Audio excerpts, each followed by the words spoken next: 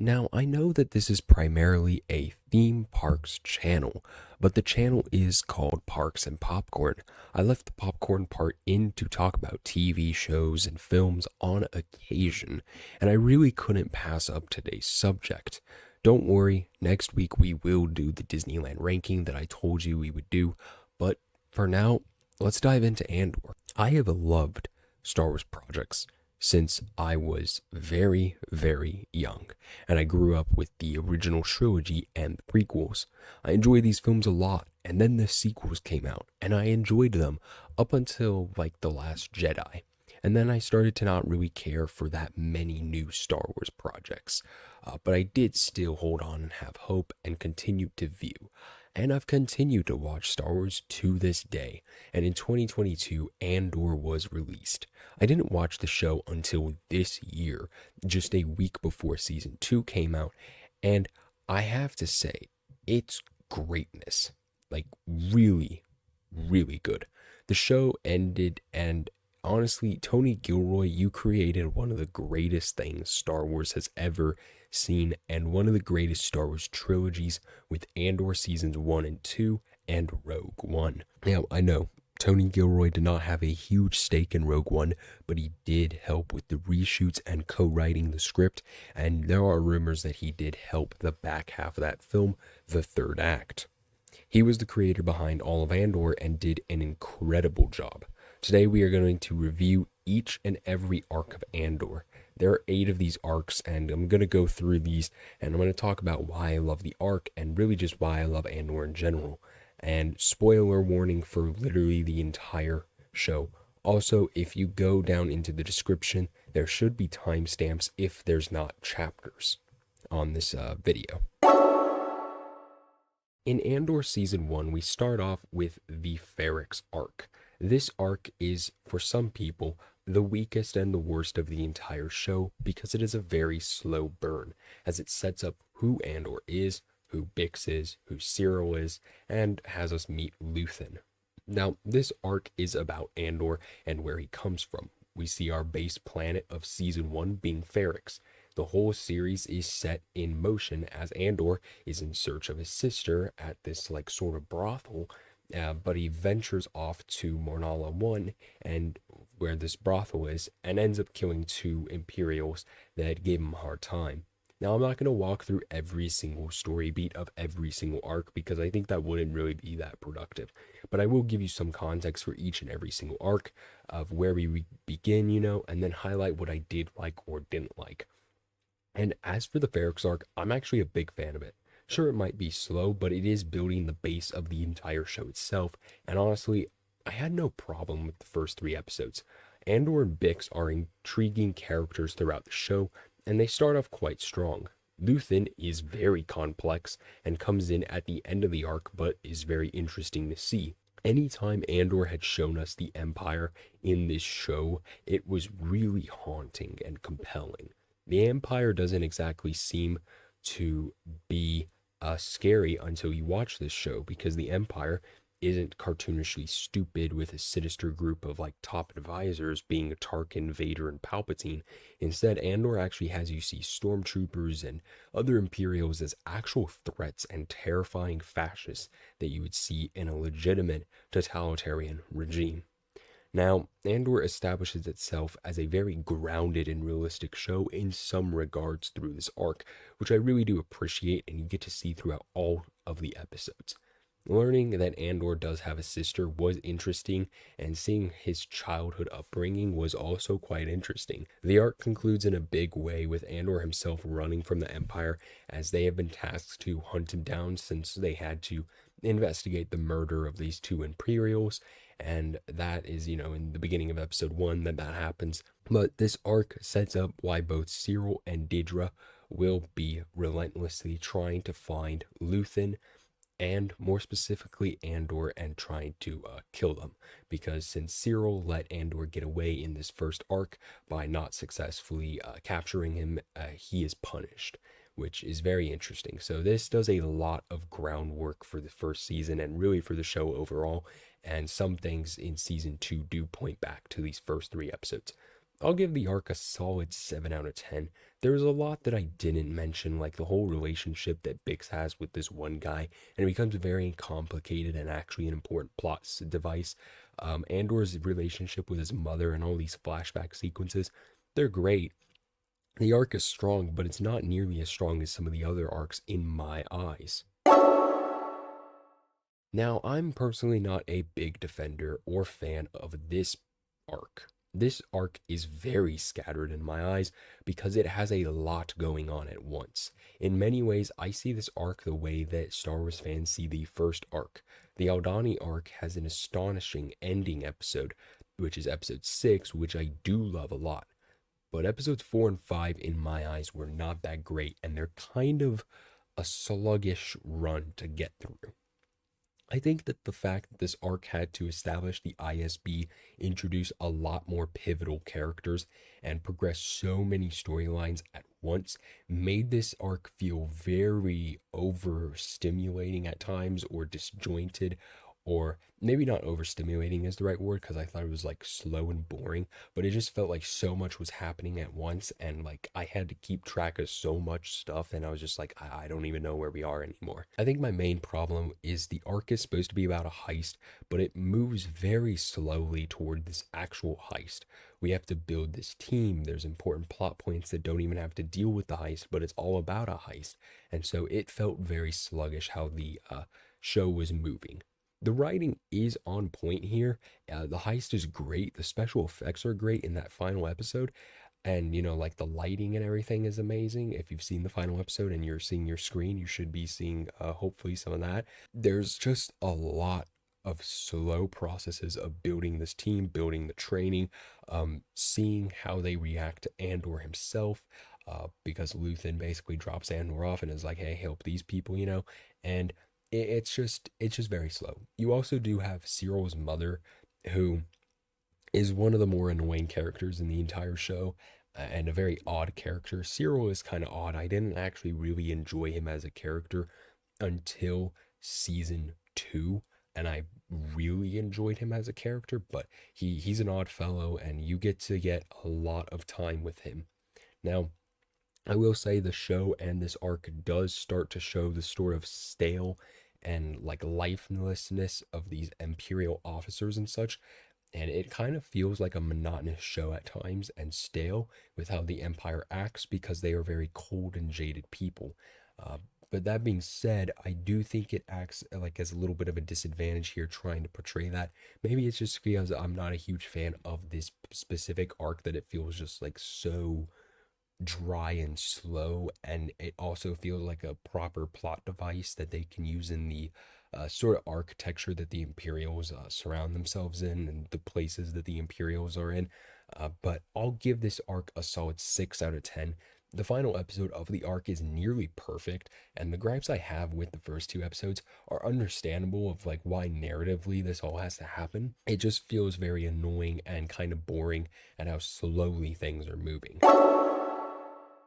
Now, episode 7, technically you could count as a part of the prison arc, which is our next arc, but I'm just going to count it as its own little thing, and it does set up the prison arc.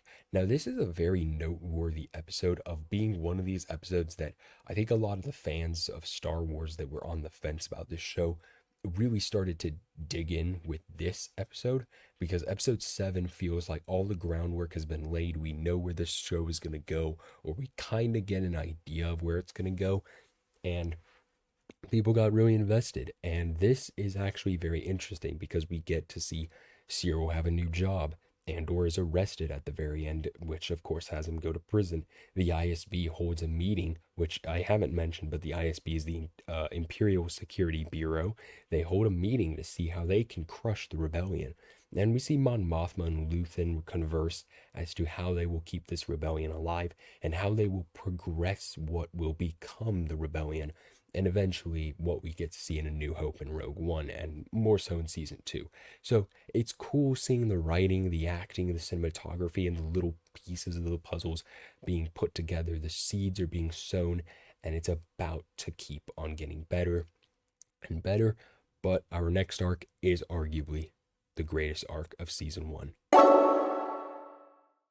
Andor is put in a prison where he and others must make these devices for the Empire.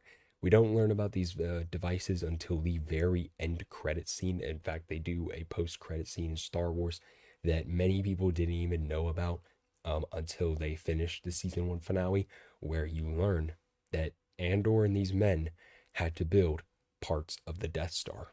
Yes, parts of the actual Death Star.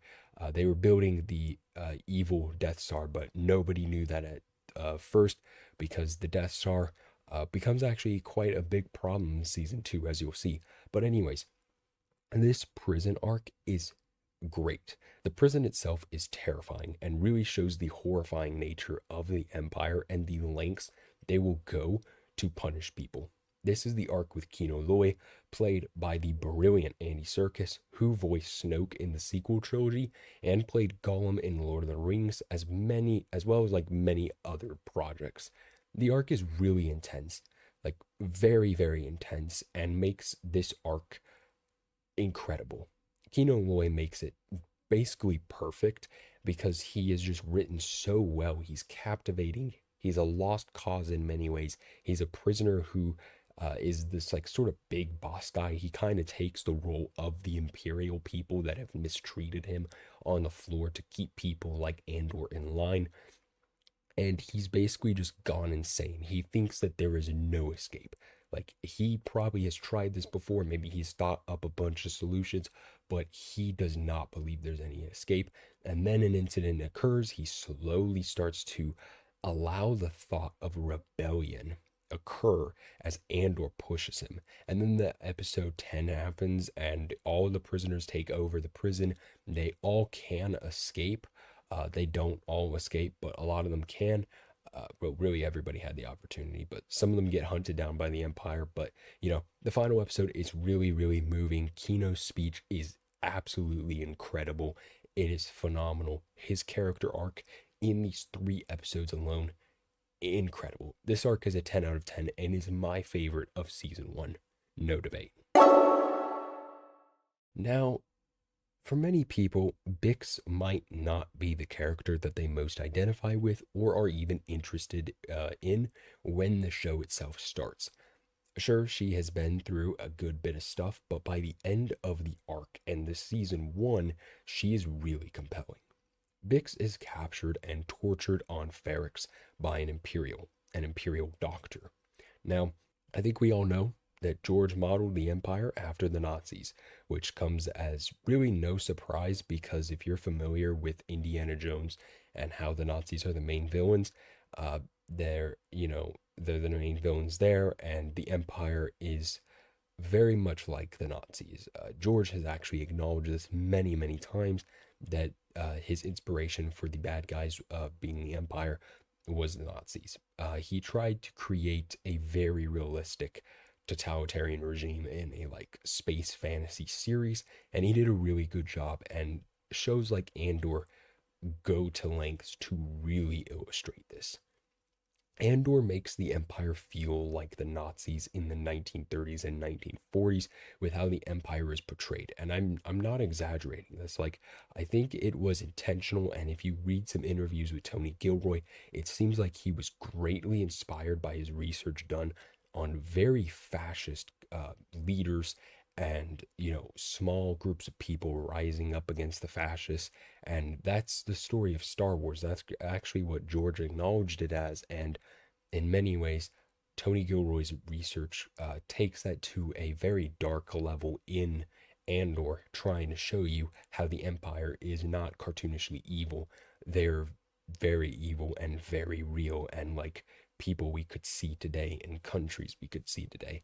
I bring this all up, though, to say that the way Bix is tortured and how this entire sequence was shot felt very reminiscent of what you would imagine when you're learning about the Nazis in your history class. And I'm not joking about this. Like, I don't joke about these things lightly. Like, this is a very serious topic, and I think that the filmmakers here did a phenomenal job of creating fear with fascists and showing torture in a horrifying way.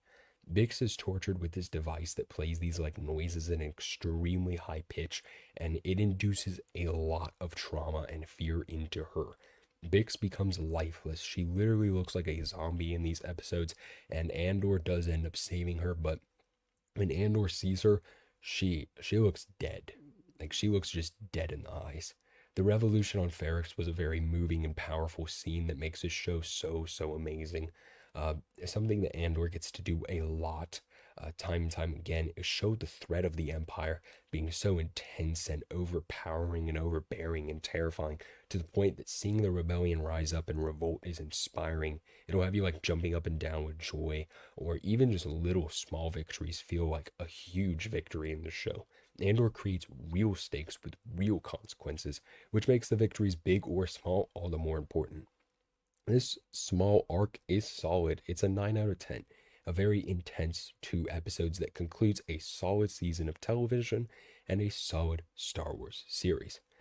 Andor Season 1 does have some problems in mind. I think that the writing is phenomenal. Performances are spectacular. The cinematography is great. It's stunning. The stakes are very real and make this all the more terrifying, intense, and me more invested. Andor Season 1, I'd honestly give like a solid 8.5 out of 10, which is quite high for a series and especially a Star Wars series. Now, we're going to get into Andor Season 2, which is probably the entire reason you clicked on this video. So, I don't really know what to call this arc, but I'm just going to call it the wedding arc, even though the wedding itself isn't really primarily the big theme. It's just like an overlooming thing. I don't know. I don't think it's really like the main focus, but it also kind of is. It's interesting because you have a lot of plot lines going on at once. I think like 3 separate plot lines, but we're just going to call it the wedding arc. Now, this arc for many people is their least favorite of season 2, and I understand why. I do like this arc as we catch up with Andor, Bix, Mon Mothma, and Director Krennic. Krennic enters finally. Andor, finally, after a very long wait in season 1, Krennic steps in. Krennic, if you did not know, is the main villain in Rogue One, and he introduces us to Ghorman, which is a planet where the Empire will find the energy source for the Death Star, the Empire's secret project. The scenes with Krennic, I think, are spectacular in this first arc, like really well done. And the stuff with Krennic sets up what this second season will be all about, which is about Ghorman and the Death Star, and the manufacturing of the Death Star and completing that project. Now, I don't think I've ever really known how secretive the thing was, being the Death Star, until I watched Andor. Sure, Rogue One does show you how many people died for those plans to go to the rebellion, but we didn't really see how many or how some Imperials would be questioned if they had leaked the name Death Star. The Empire was very cautious about spreading these plans, and we will see this later on, but for now, Krennic has a very tight board of Imperials watching propaganda for Ghorman and telling them of the Emperor's new energy initiative. Mon Mothma's family dynamics are also seen a lot here, as her daughter is married off, which makes her very sad, and she just kind of loses faith in her family to a degree, and she also loses faith to a lot of what the political world has become. We get to see a lot of political stuff with Mon Mothma here, which I think is really great. She's surrounded by these politicians that are very corrupt, and they're drowning her voice out as she wants to be the voice of reason and, peace and everything. They want to uphold the Empire. They don't want to uphold actual sensible things. They just want to uphold the Empire and the Emperor's new plans, and will take the propaganda from the Emperor and they'll eat it up and spit it back out saying, oh no, but it's good in all these different ways. While Mon Mothma realizes that, smaller people and smaller planets, like the rebellion, she's trying to fight for that cause somewhat secretly. The arc does take a bizarre turn, which I understand is why a lot of Andor fans are not happy with the first arc, where Andor himself is sent to meet somebody, and he is held captive by rebels that act like they're in Lord of the Flies, and they just argue and have a sort of a civil war. But it's understandable why this happened. And honestly, narratively, I think it's actually kind of interesting seeing how disjointed the rebellion was in the early stages.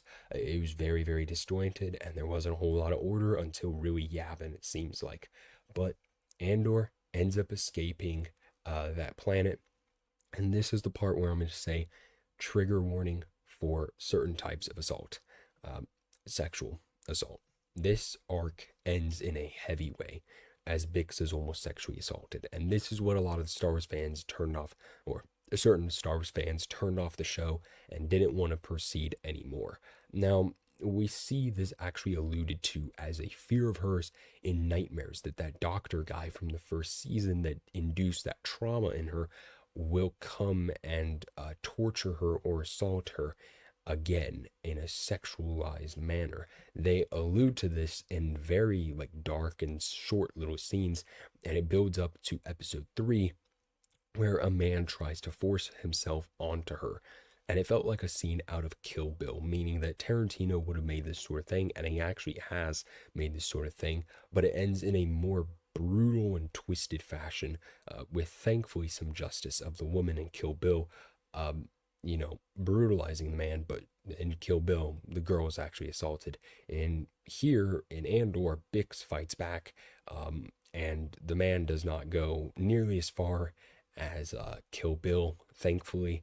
And Bix ends up killing the man and his partner. And Andor comforts her when he arrives, but he doesn't exactly like know that this has happened. Instead, they lost a friend in the fight, and as they fly off, the tone is set for this season as we realize that this arc, or this season rather, is going to be a lot darker than we realize. And I'll give this arc, because I'm now just realizing I didn't give it a rating, I would give this arc a solid, I would say like 8 out of 10. It's a very good arc. It's a good foundational arc of the season, but let's move on. Episodes 4 to 6 are very interesting as Andor becomes an espionage show. Andor himself goes to Ghorman to investigate Imperial activity and negotiate with the Ghorman people, known as the Ghor.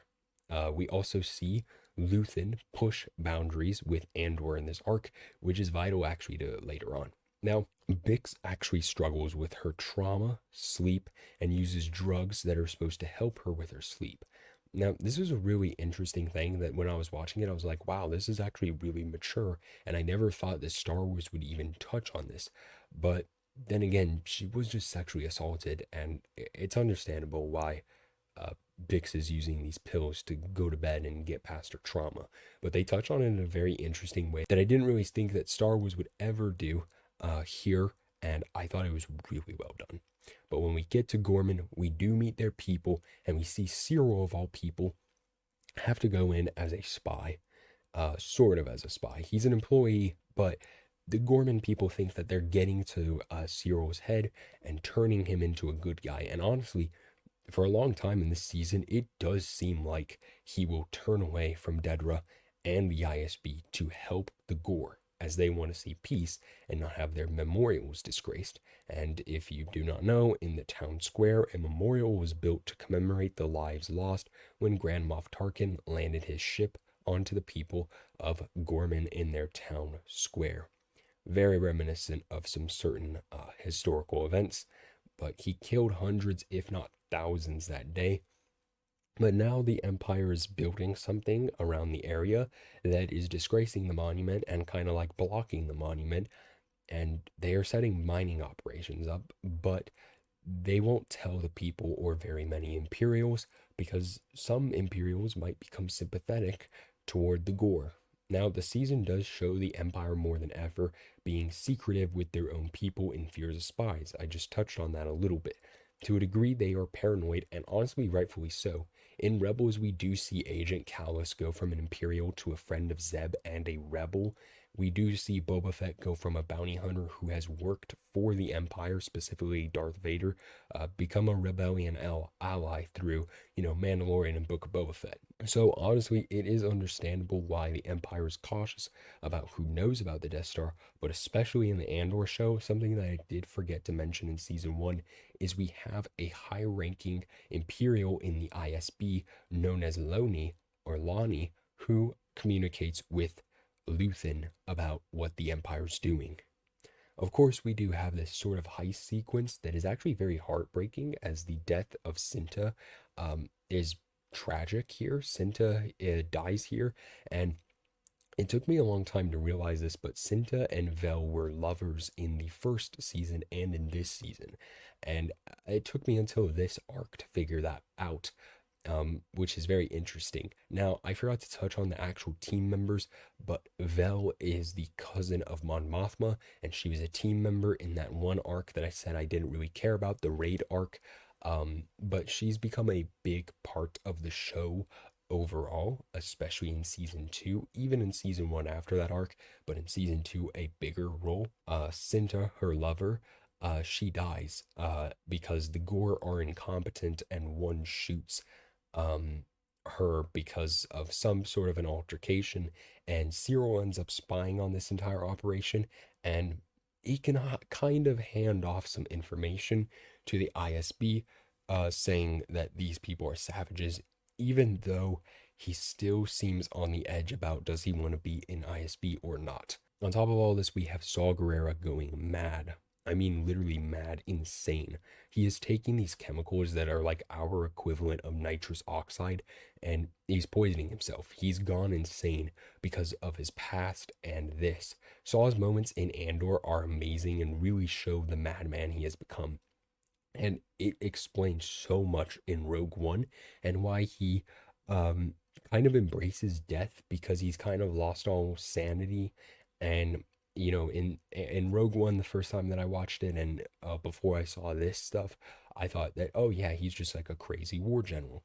No, the chemicals he was breathing in got to his head. The arc is solid. It's an 8 out of 10. The arc is extremely intense, and of course, the scene with Clea debugging the artifacts in front of the Imperials was some of the most intense Star Wars I have seen ever since. The Ghorman Massacre is a 10 out of 10, and honestly, the best. One of the best pieces of television, one of the best arcs on television, and easily the best Star Wars arc I've ever seen, and some of the best Star Wars content I've seen, especially for Disney Star Wars. This arc sets up with an episode that will sort of set up the massacre itself. We see the Empire ready to take Ghorman by force and imitate what they did, or at least what Tarkin did all those years ago, at the exact same town square. Episode 8 is a masterpiece. From Cyril almost going to the rebellion and then being asked, "Who are you?" to the actual massacre itself and the horrifying nature of the K2 units being used to, or trying to kill everything in their sight in a very haunting manner. The scene of Dedra realizing what she has done, having regrets, and her grabbing at her neck as if Vader himself was strangling her with the Force was amazing. Andor meeting K2SO was amazing, and honestly becomes very emotional once you get to the end of episode 9. This episode, like the entire show, episode 8, has masterful cinematography and an amazing, amazing score. Now, episode 9 itself is almost better than episode 8 because we see Mon Mothma take a stand and Andor has to escort her to Yavin. We also see the seeds of the rebellion really start to kind of grow, and it's really amazing to see here as Yavin's established, and we get to see Bail Organa, we get to see Mon Mothma, and there's a stand being taken. Then you have Andor trying to settle down at the very end of episode 9, and Bix leaves.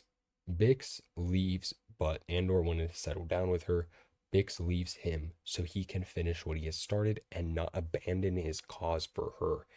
And in the very final moments of episode 9, we get this really nice scene where K2SO is started up after they reprogrammed him and repaired him, and you realize that K2SO is a very important friend to Andor. Andor just lost the love of his life because she ran away to protect him from everything, really, and so he could continue fighting. And now he has K2SO as his best buddy, and it's a really emotional scene. It's a great scene. Perfect arc, 10 out of 10. Now, the Messenger arc is probably the best way to frame this arc. Clea takes over the first episode as we learn more about her and Luthen. Luthen is a complex character throughout all of Andor, but as Andor says in the arc, he is the one who did do a lot of the groundwork for the rebellion, and really without them, or without Luthen, there is no rebellion. The death of Luthen was compelling and shocking because I don't remember people in Star Wars taking their lives. Yes, Luthen takes his own. The act of taking one's life actually occurs twice, and it's all for the sacrifice of what will happen or because of what they have regretted and what they have become, which we'll get to the second one later. But in Luthen's case, he takes his own to allow the rebellion to live, and so Didra does not get to interrogate her. But it is shown to us that Luthen's own adopted daughter, Clea, must take him off life support and let him die, because that is what he would have wanted, and that is what he would have done, is just allowed himself to die so Didra would not get the answers that she wanted. And this is a really dark and heartbreaking scene, as his adopted daughter, basically his daughter here, has to take him off life support and he dies. And this is the only time in Andor where we slowly fade to black and the credits appear with very minimal and very saddening music. Episode 11 has some K2SO action on a rescue mission to save Clea, and the episode has its stakes. It shows Andor on his mission to get Clea. Krennic is interrogating Didra because of the Death Star being leaked and that the name itself was being told to Luthen before he died. Clea learns of this, and this is why the Empire needs to kill her. This episode ends as the Imperials are ready to go in, close in on Andor and Clea, and then we get the finale. Now, the finale is amazing. It firstly shows us how Andor escapes and how Clea gets medical treatment. She gets medical treatment, but by the end, we see so many of the character storylines, such as Didra in the final moments being sent to the jail that Andor was part of and trapped in, or we see somebody like Major Partagaz, I think, Major Partagaz start to realize he has been lied to by the Empire and that these rebels are right.